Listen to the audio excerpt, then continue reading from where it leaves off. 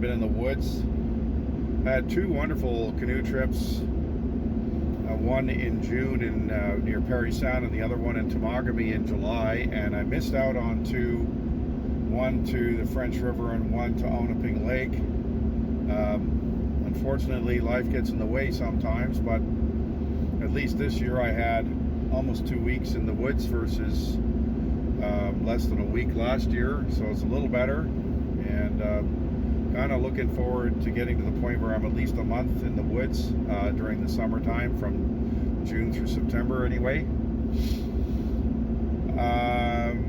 Here we are, 22nd of October, so up here near Sturgeon Falls, the leaves are pretty well gone. We're probably down to maybe 10 to 20% or whatever. There's a bit of orange left, mainly from the birches, but there's a lot of trees with no leaves at all. And I thought it's a beautiful day. I'll take one more day trip in the canoe for this year. And if I make a bit of a paddle today, I will have over 200 kilometers of paddling for the year, which is better than it has been for me, so that's good.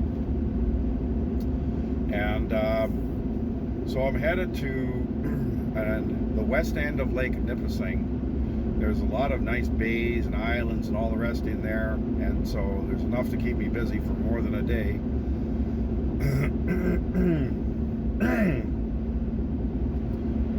So I'd like to check it out and just get the first look at it in the same way that you look at another place for the first time. So there's no portaging that I know of.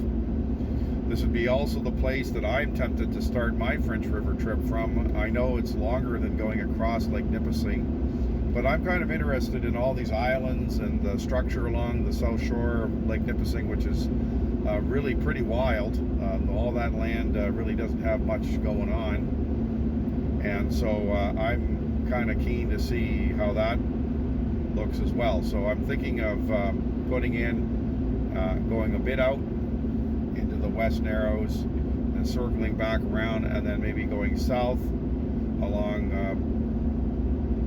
one of the bays in there to a place called Big Cut, and see if I can get that far and back. That's sort of what I'm planning. I've got a bit of a late start. I'm not going to be on the water much before 11, which is not going to help the other end of the day, but that's the way it goes. And we'll just see how I feel. Like, I haven't paddled since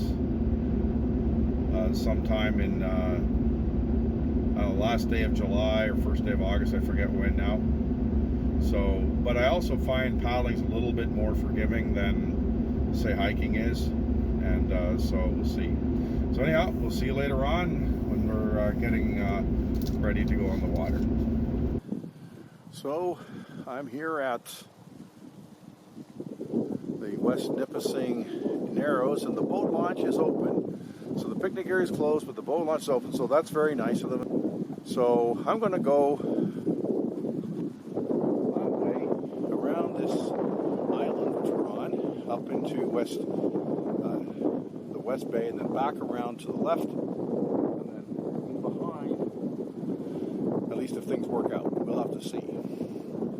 Something I just thought of today that I hadn't thought of before, and this is the kind of thing you just have to play with, that I described in a previous video. They're 15 liters each.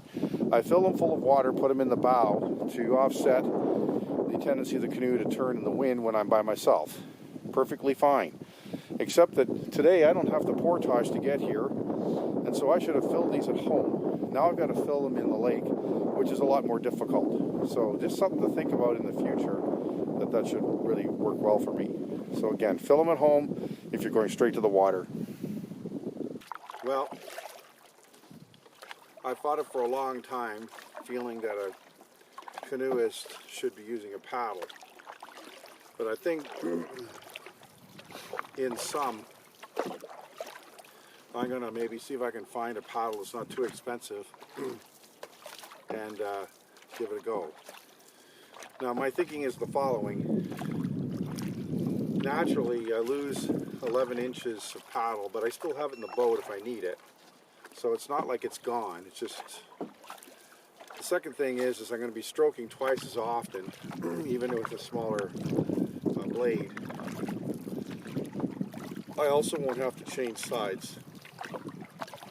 I can keep my boat straighter, and I can be more efficient that way, I think. Also, this control panel I've put here that's growing to my right, it had originally the camera, now has the camera, the monocular, the camera switch, and now the GPS. And I have two more items that I want to add. So the problem is when you're switching, it's a really good chance, if you're not careful or you're tired, that you give it a bang, and that's, no matter what happens, it's expensive. So if I use the kayak paddle, I don't switch at all, and then I can have this control thing in front of me. The GPS mount is fantastic to have it where you can, it's solid, you can press buttons on the panel with one finger, you don't have to hold the device, it's not going to go anywhere. It's really nice. So I think, and this idea of strapping these small mounts to the yoke or whatever when you're paddling, if some of this stuff is interesting to you, it's a real win. I really like it. So I think I'm going to go that route. And now from the standpoint of bulk and carrying, when I'm trying to keep the weight down, so the canoe paddle weigh what they weigh. The kayak paddle at worst is going to be 50% more, but probably maybe a bit less. And then I'm hoping, given the lengths, everything could still strap into my system that I use already, that I wouldn't really notice it when I'm portaging,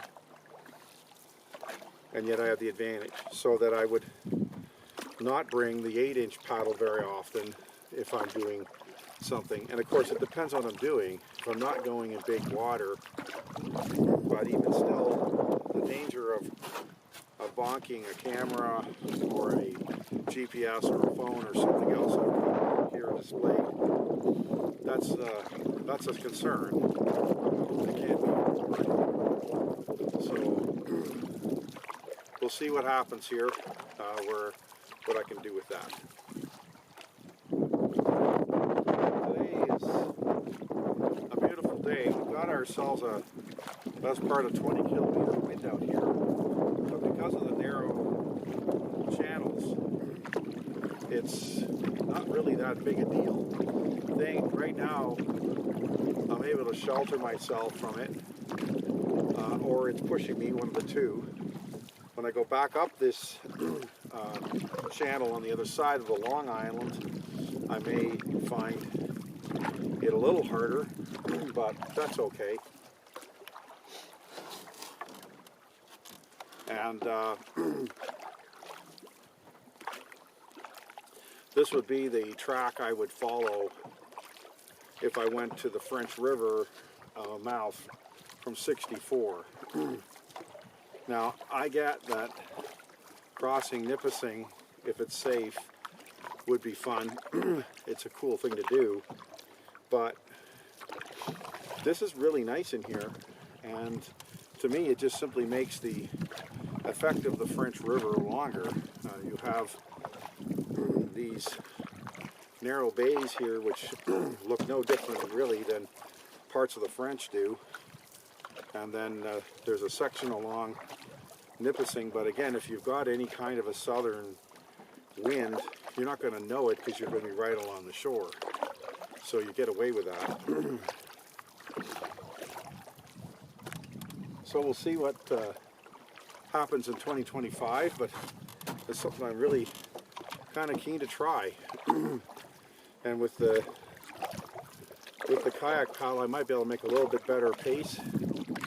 I'm not trying to set crazy records, but if I can go the best part of 30 with this thing and I gain efficiency somehow, I could maybe consider 40 without being any further taxed. So we'll just have to see how that plays out. So I went out to the small island and then back now on the north side of what I call Long Island, and now I will be paddling northwest across the highway on the north side. So there's a pretty good wind here, but I've been able to hide quite well, and even when I'm in it, I've still been managing 4.7 kilometers an hour, so it's fine. And it's, 21 or so, so it's warm enough that the wind doesn't make you cold, but it's not so warm that you're melting. So it's nice, a nice combination of the two. So I'm just coming now here in the next 100 meters or so to the end of Long Island, and then I'll begin that cross of that larger bay and head up towards the northwest arm. Whoops, get close to shore here.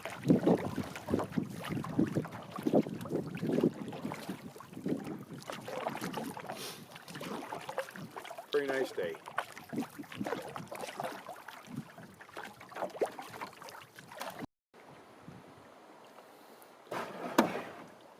This area has a lot of exposed rock like that compared to the rest of this area. It's pretty amazing. Just in this little bay here,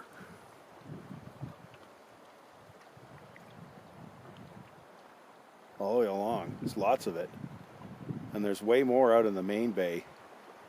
So it's pretty, gosh, if this was Southern Ontario, this would be a park.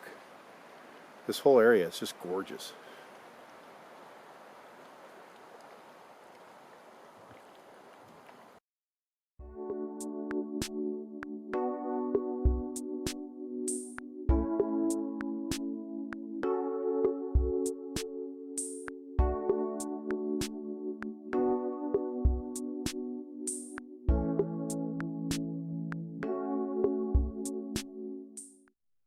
Hello, and thank you for watching this video. It is a pleasure to share my adventures with all of you. To help achieve my goal of at least 1,000 subscribers, I would appreciate it if you would subscribe to Hiking with Henry and click on the like button for this video. It is completely free and would be of great help to me. Thank you very much.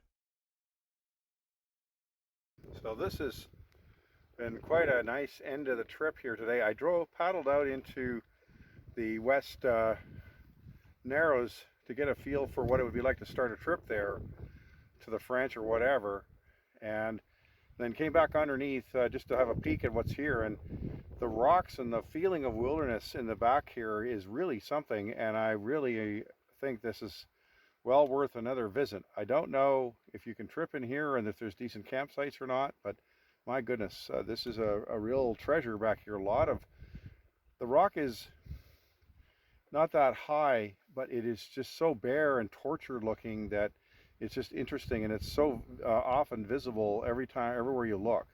So it's it was quite a surprise to see it all here, and I'm certainly coming back next year if I can.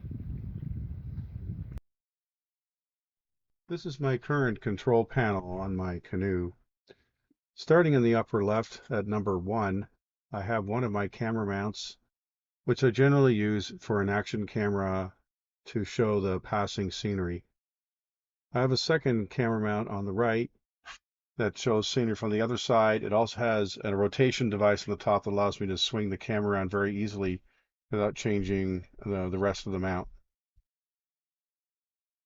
However, both of these mounts are fairly far forward and requires quite a reach to get to them. If I put the if I switch the canoe paddle to a kayak paddle next year, then I should be able to move them closer to the yoke and make them more easily accessible to me while I'm paddling.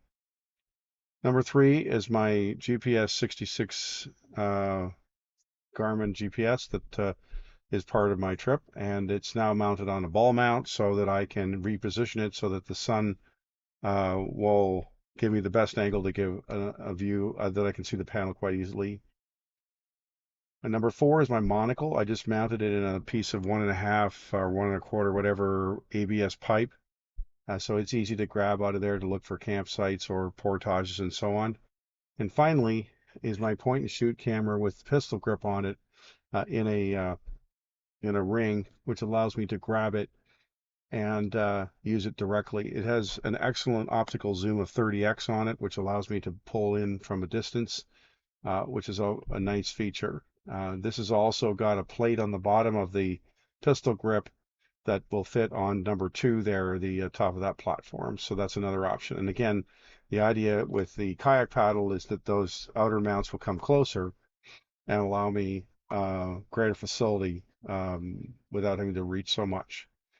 And one of the other problems with these action cameras is sometimes it's hard to know when they're turned on. And so this will allow me a better understanding of how the camera's operating. Depending on the trip and the situation, I've also constructed a mount for 2025 to allow me to carry my DSLR with me as well. So we'll see whether that happens or not. So that's just a little look at my computer office.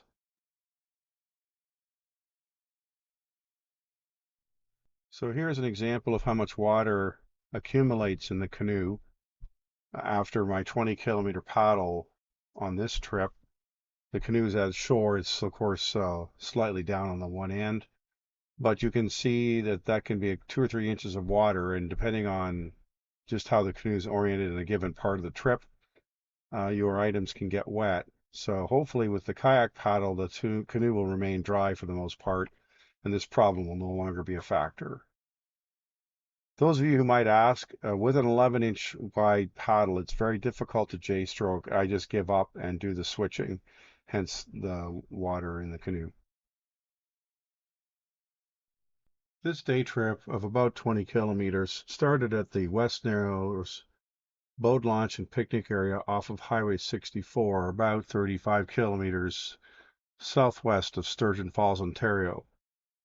I then paddled around and underneath the highway and out to the beginnings of Lake Nipissing. Got a sense of that landscape, turned around, came along a slightly northern route, crossed the highway again, and into Warren and or the West Narrows complex, and then of course what they call Warren Bay, and just paddled around in some of the inlets there, and it was really quite a beautiful time. And over by the campsite marked 0017 was near where the passage where a lot of the rocks happen to be. So that whole region gets pretty rugged when you move further west. A very enjoyable afternoon, and certainly an area that one imagines could have any number of trips. Understand that to the south, Crown Land, and possibly there is opportunity for canoe tripping there.